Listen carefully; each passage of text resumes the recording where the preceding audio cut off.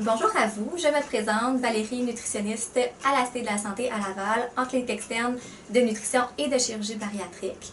Donc aujourd'hui, on m'a demandé de vous préparer une capsule pour vous expliquer un peu à quoi vous attendre au niveau alimentaire, autant avant qu'après la chirurgie. La première étape consiste à suivre une diète avant l'opération dans le but en fait de diminuer la taille de votre foie pour réduire les risques de complications à la chirurgie et aussi faciliter le travail du chirurgien pour s'assurer que tout est correct. Donc c'est une diète qui dure environ à peu près 2 semaines, qui est une diète quand même assez restrictive. Là, on parle à peu près d'un 900 à 1000 calories, à peu près un 80-90 grammes de protéines, modéré en gras et en sucre. Cette diète consiste à prendre dans votre journée 4 substituts de repas par jour. Donc actuellement à la Cité de la Santé, on vous offre 4 possibilités. Donc vous avez entre autres le boost diabétique, donc à prendre bien entendu 4 fois par jour.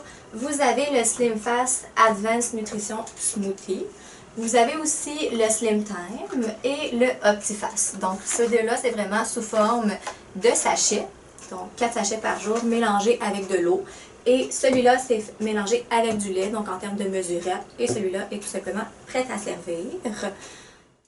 Il n'y a malheureusement pas de substitution possible. Donc les 4 possibilités qu'on vous offre, c'est vraiment ceux-là qu'il faut prendre parce qu'ils sont vraiment calculés en fonction de toutes les calories, protéines, de ce que je vous ai dit tout à l'heure.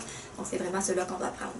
C'est sûr que vous n'avez pas juste les substituts de repas à prendre, bien évidemment. Donc vous avez aussi là, des légumes à prendre, donc à peu près 2 à 3 tasses, certains légumes permis. Vous avez aussi 1 à 2 litres de liquide par jour de breuvage, donc de l'eau, thé, café, tout ça. Vous avez aussi la possibilité de prendre environ entre 1 et 3 tasses de bouillon de poulet par jour, donc pour votre pression artérielle, pour ne pas faire de chute de pression. Et vous avez aussi la possibilité d'avoir un fruit par jour. Donc, ça ressemble un peu à ça au niveau là, de la diète avant l'opération. Après votre opération, vous allez devoir suivre une diète progressive d'environ 2 mois pour permettre à votre estomac et à vos intestins de bien guérir. On compte au total 6 étapes. Donc la première étape qui est une liquide stricte d'une durée de 3 jours quand vous êtes à l'hôpital, juste pour s'assurer que le corps tolère bien les breuvages et que la structure soit intacte. Après ça, quand vous retournez à la maison, vous avez une diète liquide nutritive de 2 semaines. Par la suite, c'est une diète purée de 2 semaines aussi. Ensuite, vous avez une diète hachée purée d'1 semaine, une diète molle d'1 semaine aussi. Et après ça, on retourne vers une alimentation plus tendre, anormale par la suite. Donc, c'est sûr que après toutes ces étapes-là, l'important, c'est vraiment de respecter la structure de votre estomac et de respecter votre tolérance. Après toute cette progression-là, il y a quand même certains aliments que vous allez avoir de la difficulté à tolérer. Donc souvent, moi, ce que je remarque de mes clients, c'est surtout au niveau des viandes rouges, donc du poulet, donc les viandes qui sont très sèches et très coriaces. Souvent, vous avez un petit peu de difficulté à le tolérer. Vous avez aussi le pain frais, riz, pâtes, donc souvent le pain peut créer une espèce de petite boule au niveau de l'estomac, peut créer un petit blocage et créer une sensation d'inconfort. Vous avez aussi les crudités qui peuvent être un petit peu plus difficiles à tolérer au départ, les noix. Vous avez aussi les boissons gazeuses qui habituellement on vous interdit de le prendre.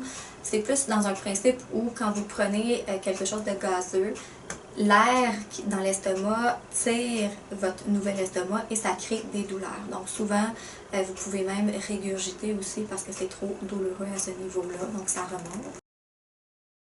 Sachez que je suis présente autant avant qu'après la chirurgie pour vous aider à passer au travers. Donc si jamais il y a quoi que ce soit, vous pouvez toujours me contacter. Ça va faire plaisir de vous aider. Donc j'espère que cette capsule-là vous a vraiment permis de mieux découvrir un peu à quoi vous allez vous attendre pour la chirurgie. Et au plaisir de vous voir dans mon bureau. Bonne journée!